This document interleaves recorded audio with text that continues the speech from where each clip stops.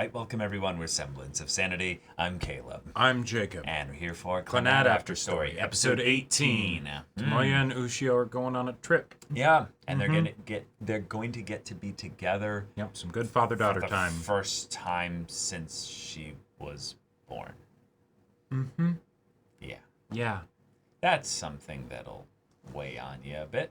Yep, and all of that time that you spent thinking, oh man, I wish I'd never met Nagisa, I wish we'd never gotten married, had a kid. Mm-hmm. Yeah. Yeah. But it's time to be a dad. That's right. And it's time to get to know her. Because I'll tell you, 5 years old, she has a personality. Yep. And it's not involving you. No. Because she learned to go to the bathroom all by herself. Because for the last 5 years, she's been all by herself. Not really. You know. I mean, yeah, she's got two people. Grandma and raising her Grandpa are there, stuff. definitely. Yeah, but still. Yeah. Yeah. This is gonna be heartfelt. It's gonna be gut wrenching. It's gonna be cute. It's gonna be painful. So, pain. Without further ado, let's just jump right into it. なんだ Oh. 早苗さんとは何してるんだ Oh, that's playing? おっさんとは Baseball. Yeah? Her batting stance. Oh. モノマネかよ Yeah. 面白く Oh. Oh. おっさんも何教えてんだが Everything you're not. Yep.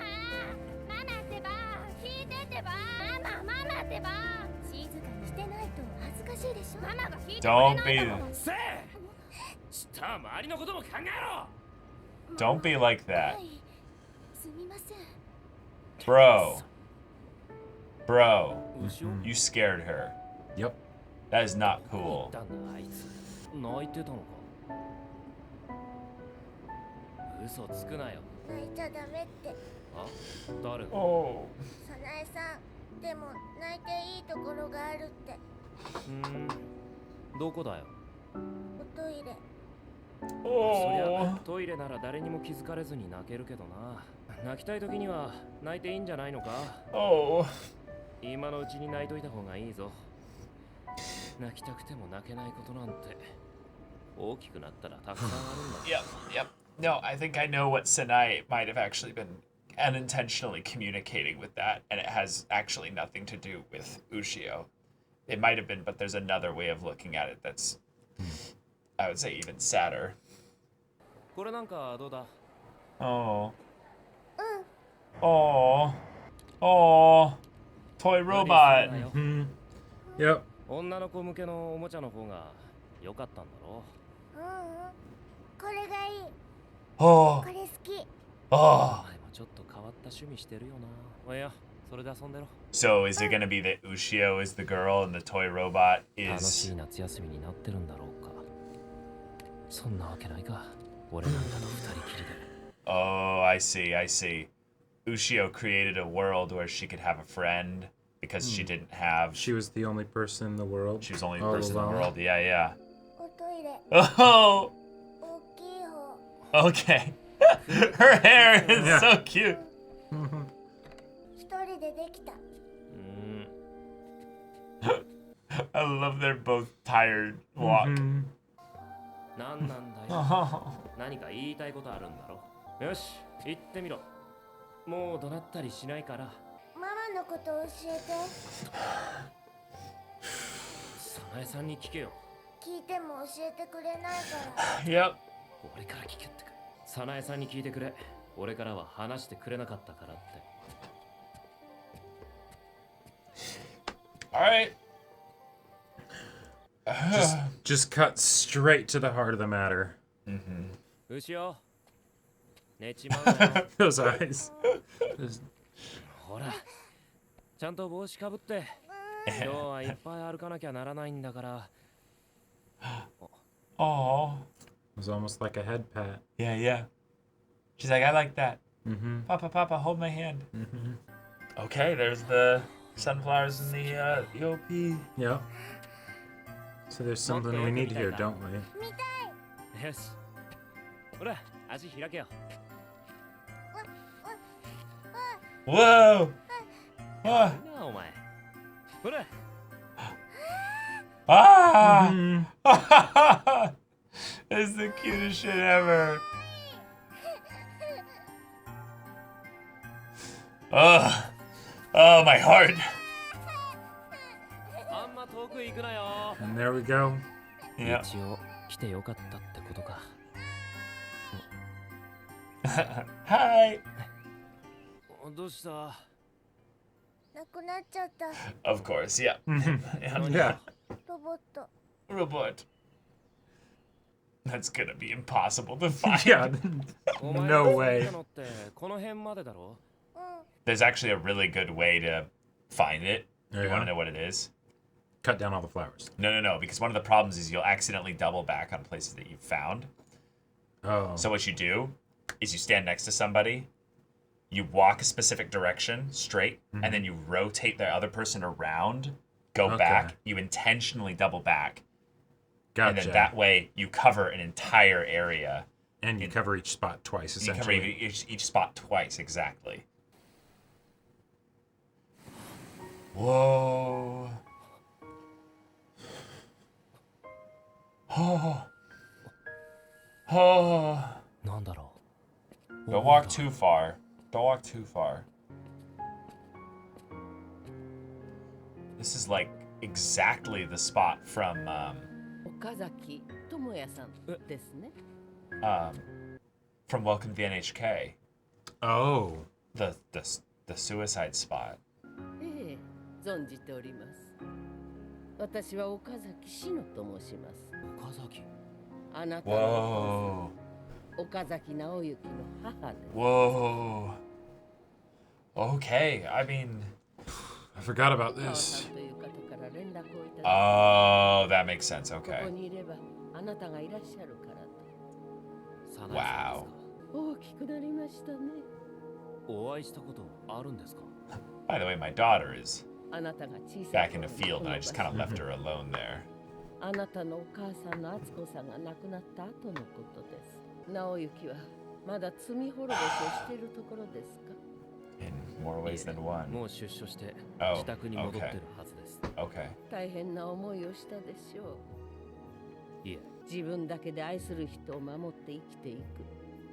それだけであの子は幸せだったんでしょう。やがて敦子さんはお腹にあなたを宿し、でもこの幸せは長くは続きませんでした。敦子さんが事故で亡くなってあの子にとって Oh, それは立ち直れないほど悲しい出来事 yeah, we know what that's like. Hmm. でもね、まだ絶望するわけにはいかなかったのですよ。智也さん、まだ幼いあなたが残されていたからです。この子だけは自分の手で育て上げるから、あなたはその日、この場所から直行と手をつないで歩いていったのですよ。 Yeah, go grab her and hold her hand. そこから始まった日々があの子の人生の中で一番頑張った時期でした。なけなしのお金でおもちゃを買い、お菓子を食べさせて、自分の運や成功する機会もすべて犠牲にして、ただ直行にとってそれはとても大変な生活だったようです。 Wow, the 仕 retroactive 事の kind 辛 of さを紛らわすためにお酒に頼るように Uh-huh. like 酔って暴れるこ recontextualization と of もあったと聞きます。 understanding like Yeah. それでもあなたと生きることをあの子は選んだのです。 All it takes is a few bad days. 直行がどんな父親だったか知ってほしい。智也さん、直行はダメな父親だったと思いますか？いいえ俺の方がよっぽどダメな人間です俺あの日の親父と同じ場所に立ってるんです ugh. なのに今の俺は弱くて情けないですあの子もそうなんです。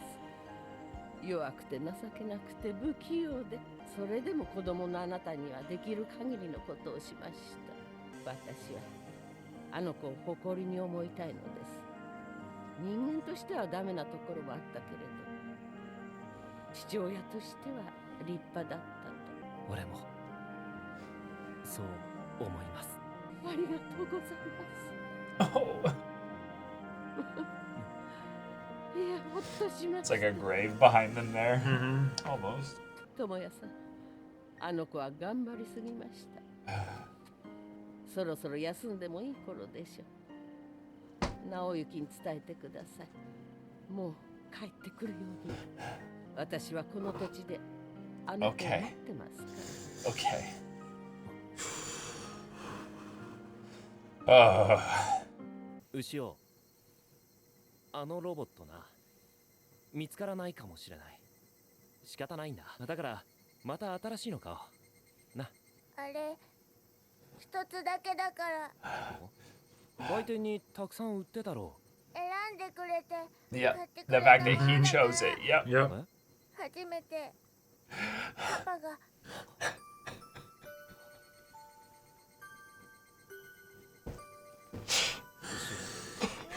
俺なんかと旅行できて楽しかったか？牛尾、俺そばにいていいかな。ずっと長いことダメなパパだったけどさ、これからは牛尾のために頑張るから。だからそばにいてもいいかな。本当か？ Of いて course. ほしい。 Of course. Of course. 今日は大切なものなくしたから悲しい。パパ、 Papa. あのね、 もうね、 Yeah. Yeah. 我慢 Yeah. し You なくて can cry. You can cry. いい。 Uh-huh. 早苗さんが言ってた。 Uh-huh. 泣いていいのはおトイレかパパの胸の中だって。 Oh.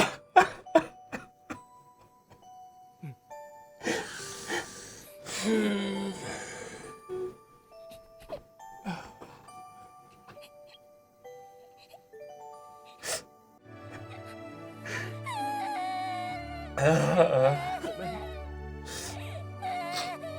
ごめん。ごめんな。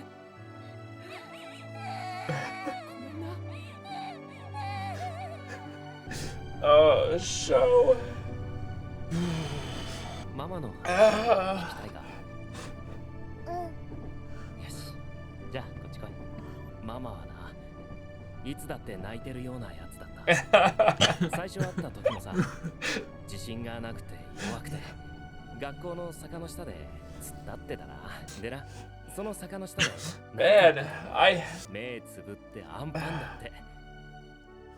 それがママの癖だったんだ。食べたいものを声に出して、それで勇気を奮い立たせる。それでな、ママは It's okay.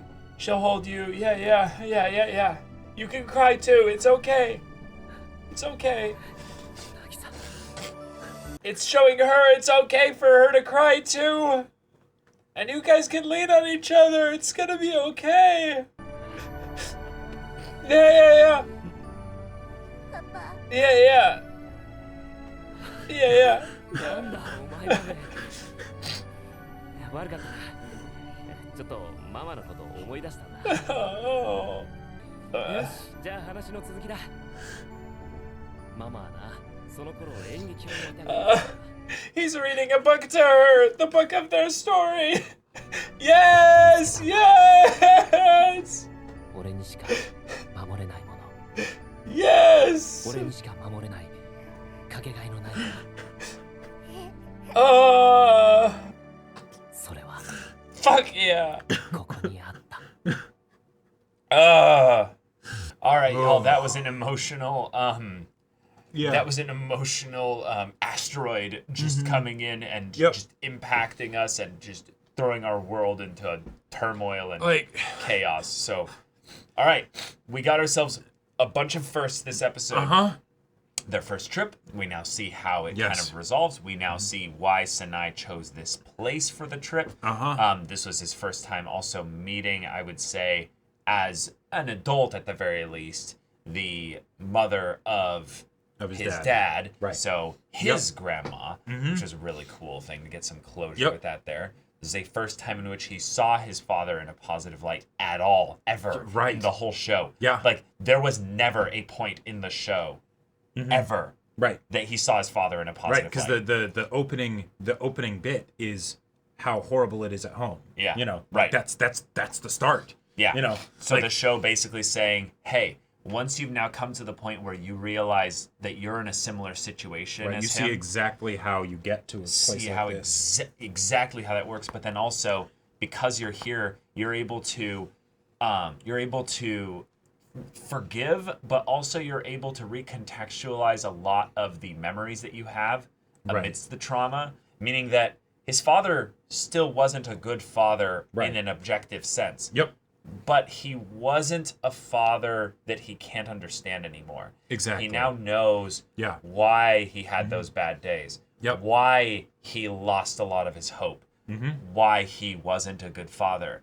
And in that respect, it's the, how can I blame him when I've been who I've been for the last 5 years? Right. And it's Yeah. that element of that At least he complicated tried, emotion. you know? Yeah, it's that complicated emotion of, oh shit.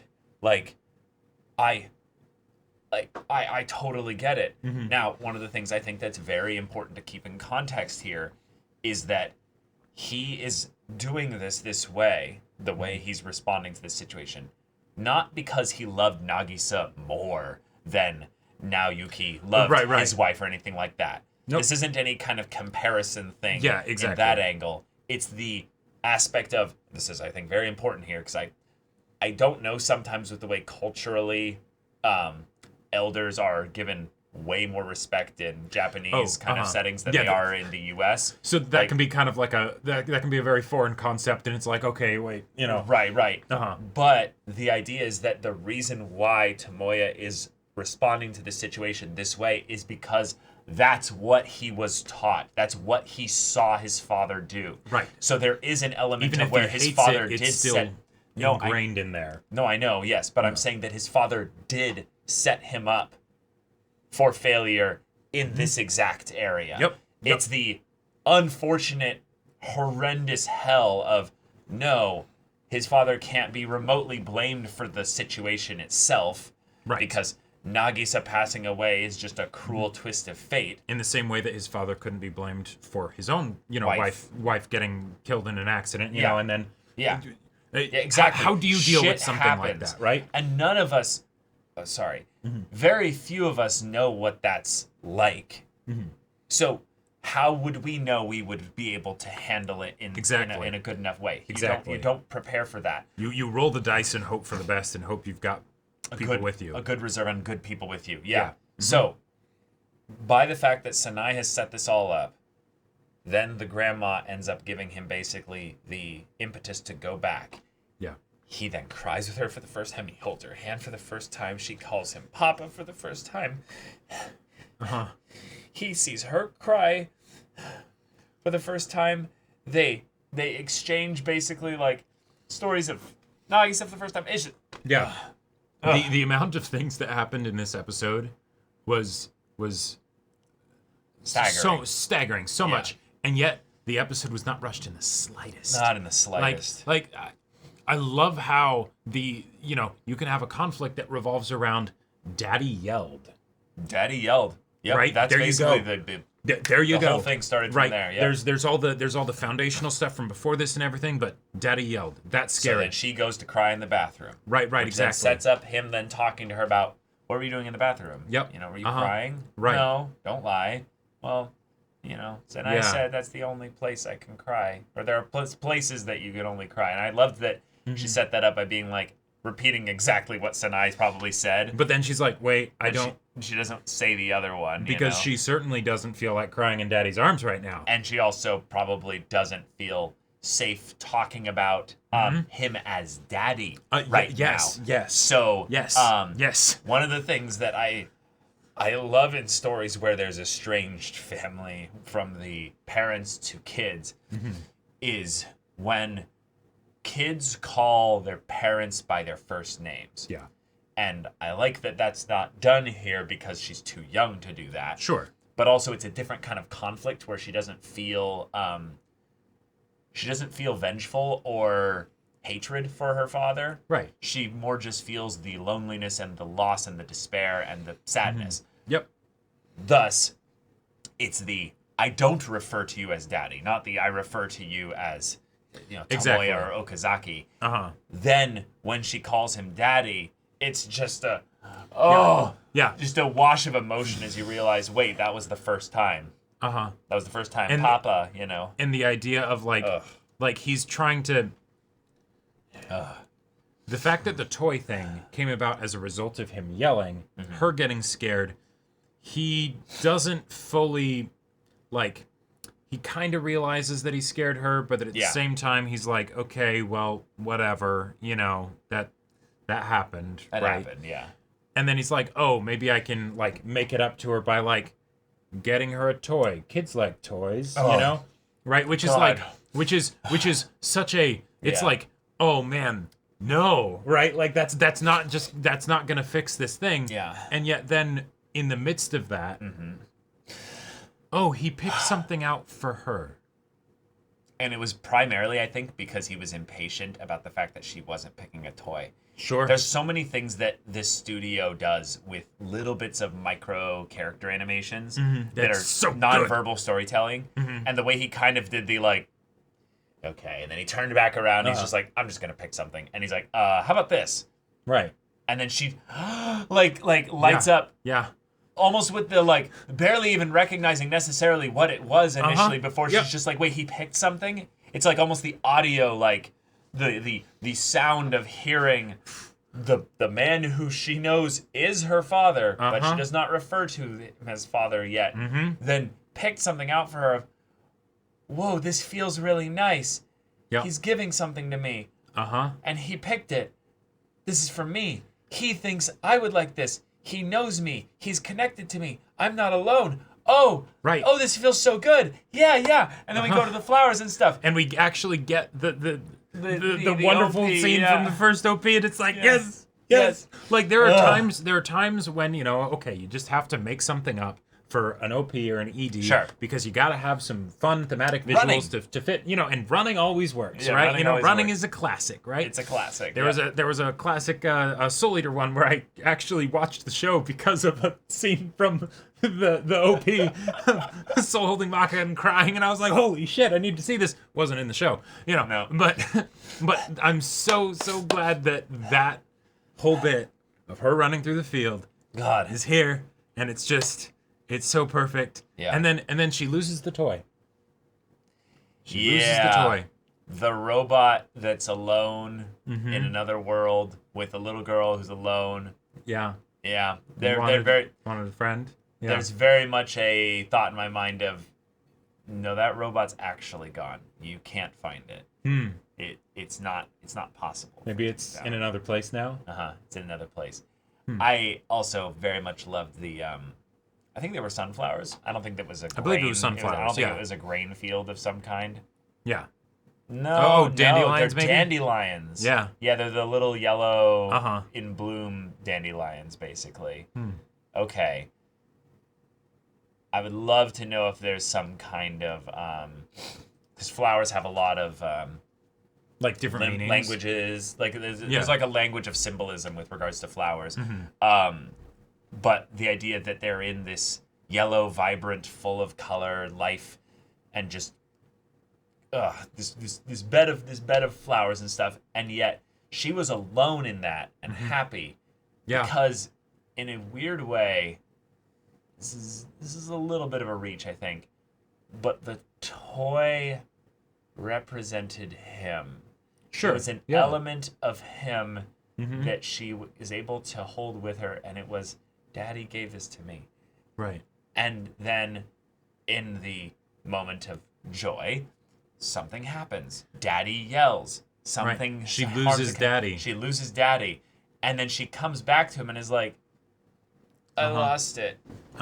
And Yeah. and there's something really, I think, almost just masterful, and I don't know if this is me just reading into this too much, but the idea of children is that they don't have good they don't have good critical thinking or ability to kind of pull themselves out of their emotions when they're look at a situation as objectively as possible. Very, very much present in all the signals and impulses and all that stuff that they're being given by their environment and their body and all that. Yes, and thus the world revolves around them, and that's how you can get the little psychopath kids and stuff like that. But from another angle, if everything revolves around them, it's not Daddy's a bad guy at this point. It's I made Daddy leave me. It's I lost Daddy. And then I blame myself. I think that something must be wrong with me as to why Daddy didn't want me. And then maybe when, since it's so important, this is the first thing that Daddy ever gave me. If I misplace the first thing that Daddy ever gave me, I've seen him get mad before. Maybe he'll get mad again. You know, like we're on this trip. This is the first time I've seen him in a long time. You know, all that stuff. I mean, sure, for sure. I was going at it a little bit different angle because I think that kind of has the like, oh yeah, that makes sense. She's scared. Sure. But I think there's a different emotion in there as well, which is the option of, wait, would you choose me again if I messed up? Sure. Would you not choose the robot, but would you choose me? Because this feels like a magical dream. Right. And Daddy's actually on a trip with me. Yeah. Like, how many times has she I probably... don't want to lose you. Right. And Because she asked about Mommy? No. You'll have to ask Daddy about Mommy. What about Daddy? Yeah. Well, you know, I don't know, maybe the same thing, right? Like, yeah. It was a perfect, almost closed loop of an episode, and yet by bringing in the grandma and bringing in a couple of the other things, they're setting up so much to carry the direction of the story till almost the very end, I would say. Right. Like on its own, unbelievably amazing episode. Unbelievably good. But wait, there's more. It also has some awesome stuff to tie into things from previously. Yep. And then the it also... And the grandma, Yep. And then it's also setting up wonderfully the rest of the show. And their relationship. Okay, here we go. The relationship is at this point. And he's told her about Mommy. He initiated crying in front of her. I think this is almost a bit of a thing that I don't think it's important really that I bring up, but I think it's something that I'm just going to. So bear with me here. Jacob and I cry a lot in videos. Yes, I was even thinking about that while we were watching this episode of just like, oh man, that okay. I understand how in a lot of ways, like a show like this, I would be concerned for you if you didn't cry in this episode. Not thinking there's something wrong with you, but more like, wait, were you like, fully paying attention or no, I'm sorry you weren't able to emotionally like be free to express that in this case here.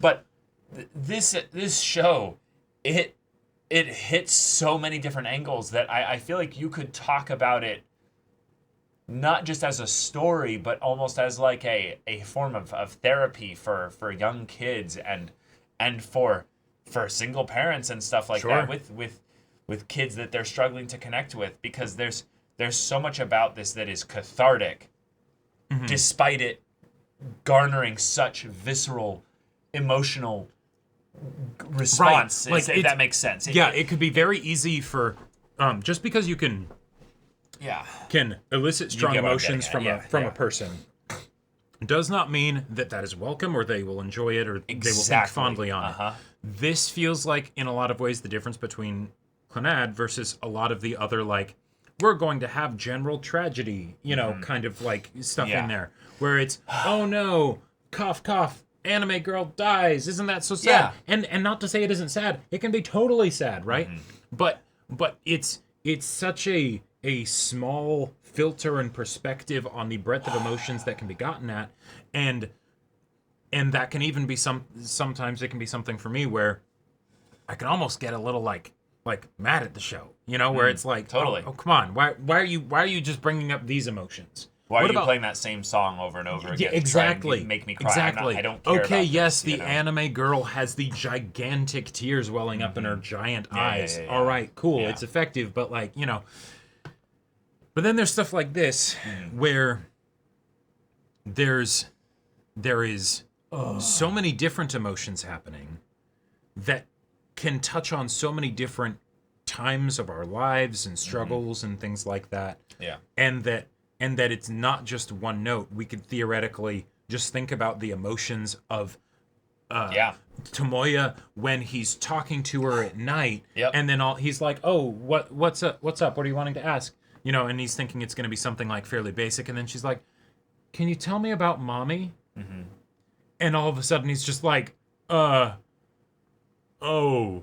no, I can't." You know, like, and it, everything that he feels in that moment, right? Yeah. We're being made privy to it, and it's beautiful and wonderful, and I don't know. Yeah, I wanted to bring it back also to some of the stuff with the idea of the emotions being really strong and powerful, is that sometimes emotion is something that doesn't necessarily bring catharsis. It just upsets you. It basically brings you into this feeling of like you're crying, you're emotionally disturbed by the amounts of visceral pain with this, but because of the story being one of connection and reconciliation and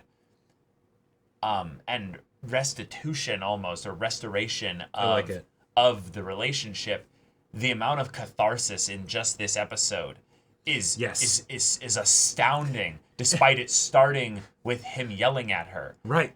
We had so many first times in this episode. That's why I wanted to bring that up so early in the discussion, because I think of that as the show trying to tell us, hey, this is going to make you feel things, probably. Right. But here is a constant drip feed of catharsis for this story that's been going for, 40 odd episodes, thus far. Yeah. And for a story to go slowly and give us that, I feel like that's something that doesn't necessarily come part and parcel with an emotionally powerful storyline, is that you can have something that, like you're saying, is just a lot of tragedy and a lot of pain and a lot of sadness, but no catharsis. It's just like, oh, right, I am in pain. There is a level of care that is being given, not just with the production of this story and the emotions that are presented, but also the emotions that it elicits within the audience. Sure. Where and a lot of the catharsis, the cathartic beats, are things that were even introduced in this very episode. Right? In addition to things that have been introduced since, the beginning of the show with like his dad and things like that. And that I think is very important, because it keeps me ready and prepped and even excited for, not just in like some masochistic way if I was wanting to have my heart ripped out or whatever, because there's times when you want that. Yeah, for sure. But to truly be like, all right, let's keep going, right? Because if you turn up the emotional knobs too strongly, and especially if it's like just the one kind of emotion, I feel like. Okay, yeah. I know I myself will reach a point where I have a certain threshold, and then I'll shut down. Well, you'll kind of close off. I'll close off. I'll distance myself from it, because it's okay, I felt this emotion. There's nothing really new here. This is a bit too much for me. I don't really feel comfortable with this anymore. Whatever. I'm not having fun. Yeah. And then it's, you don't have the intended effect. Yeah. Right? You feel like the story is basically playing with you and not actually caring about you, if that makes sense, as an audience member. And if it doesn't care about you, how can you care about it? Right? Yeah, exactly. I feel like there's this unspoken relationship, actually, with times where a story that wants to be, I think any story wants to do this. Sometimes you can just have a textbook and then it's not really a story, but it wants to connect with you emotionally on some level. But there can be ways in where the story doesn't understand necessarily what emotion the audience is probably going to be experiencing here, and thus doesn't care or put something into the story in order to show that they care about the emotions you're experiencing there. And so I just wanted to bring that up, because this show makes me cry like something else. Like like Anohana is one of the last shows I can think of, like recently, even remotely recently, because Anohana was a while ago. Yeah, it was a while ago. It was a long time ago, where I cried so much, and yet there was so much catharsis in that. This is giving that again as well, but in this really heavy context, in this really powerful, tight little bit of storytelling. And I feel like, wait, we might be over like a big milestone now. This is definitely a big milestone, you know, because like, yeah. yeah, Yeah. no shit, right? Right, no Like, shit. Yeah, but yeah. also like, you better not time skip through this now, Clannad. Like, Oh no, next time we see them, she's gonna be like, you know, 15 and. well, we have to have those parts in this OP where we see young Ushio interacting with all the other characters and That's stuff. true. That's true. And hey, maybe Tomoya if smiling she's and living stuff. with Daddy, then we could have a point where they like, I don't know. What, play baseball together or I, something? yeah, she's got her pose. She's got her her stance. Yeah. Like, yeah. It's funny though because I was in a softball tournament the other day, and so now I'm in like the yeah, that's the pose. I'm like, yeah, that's good. Nice. Do you know how to twist your hips and drive the center of your body? Mm-hmm. You get a good bit of contact with that. 'Cause you don't need to be super strong. You just need to be able to engage the whole core of the body. And that's all kinds of stuff that he can now teach Participate in and share with her. Oh. And I, Yeah. yeah. But yeah, I don't have anything else to say. It's a beautiful episode. a We could wonderful probably watch episode. this 5 times and get Ugh. something new every time. Yeah. Why would we want to do that to over the course ourselves? of you know? 5 weeks. You know?